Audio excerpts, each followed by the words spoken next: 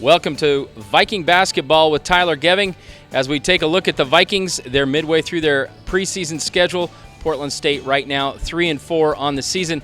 And Coach, the Vikings, having lost the last two games, a little uneven play, went in against Portland and Washington State, a really accomplished offensive team, shooting the ball well, and the shots weren't falling in those two games, and that's got you on a two-game losing streak right now. Yeah, it was a tough week. Really, not a real good week for us. I thought one thing that we are doing, I do think the kids are playing hard. They are competing. I thought we played hard against Portland. I think, we're probably a couple of possessions away, whether it was the Nevada game or the Portland game, and all of a sudden you're sitting at 5-1 instead of 3-3. So that's a little frustrating that we haven't been able to finish a couple of those games where we've had leads in the last 3 minutes of the game, and we've got to be able to find a way to execute on the defensive end and offensive end to kind of finish those. And then Washington State, credit to them, I thought they played their best game of the year, talking to their coaches, and I thought that was probably our worst game of the year. And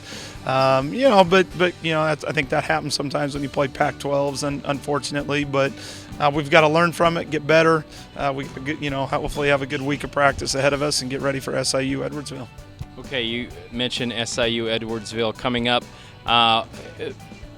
At this point in the season, what do you see your team doing well, and maybe some things you guys need to continue to improve on as conference play approaches? Yeah, I think up until, on Sunday, I think we've been playing pretty good defense. I think we're leading, the league in field goal percentage defense. I think that's the number that matters. We don't worry about points allowed. You got to be able to keep your opponents under, the 42% like we've talked about in the past. And, even the other day we gave up a high percentage, but teams are still only shooting 40% against us, so we kind of take pride in that. And the rebounding margin, I think we're about third or fourth in the league. We're out rebounding our opponents, so I think we're doing some good things there. I think at times we're doing some good things in our transition game when we do get stops or turnovers and getting out and running.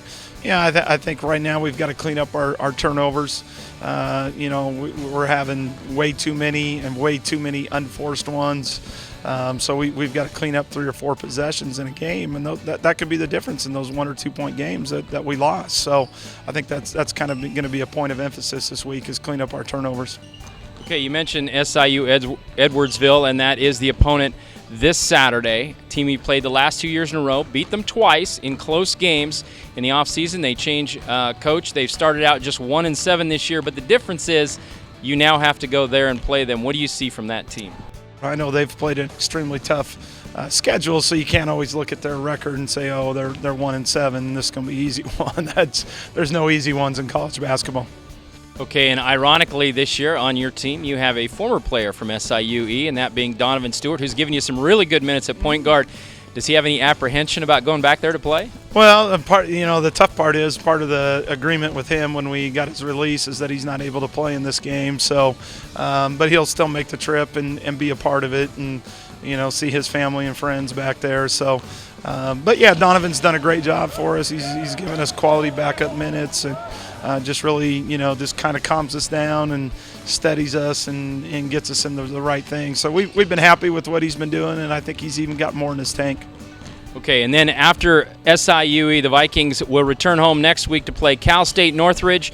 They also have Bakersfield and Cal State Fullerton, final 3 non-conference games. What do you need to see from your team as you close out the non-conference season? Well, first of all, if you're watching Reggie Theos, I'm a better shooter than you. So he'll probably come. He'll probably be watching that. Yeah, I probably don't dress as nice as he does. He just looks pretty slick over there on the sidelines. But no, I think the biggest thing for us, Mike, is between now and January 2nd is that we need to kind of get in our rotation, who our top 8 is. We got to obviously get guys healthy again, getting Bryce back and getting him back into the rotation of what we're trying to do. But, more than anything, I think we've got to just clean up little things. I don't think we're that far away from where we need to be. I think a lot of the things that we need to do are just little fundamental things, whether it's execution on offense or making the extra rotation in defense, or just kind of, making the extra box out, making sure we're doing that every single time. So I think right now it's just a matter of just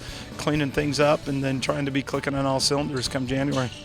All right, the Vikings will go after a win at SIUE this Saturday, end that 2-game losing streak. You can follow the game on Fox Sports Midwest if you have one of those cable channels or satellites or whatever where you can get that station, or you can go online, go to govikes.com. There is a live video stream, live audio stream. All the information on Viking basketball at govikes.com.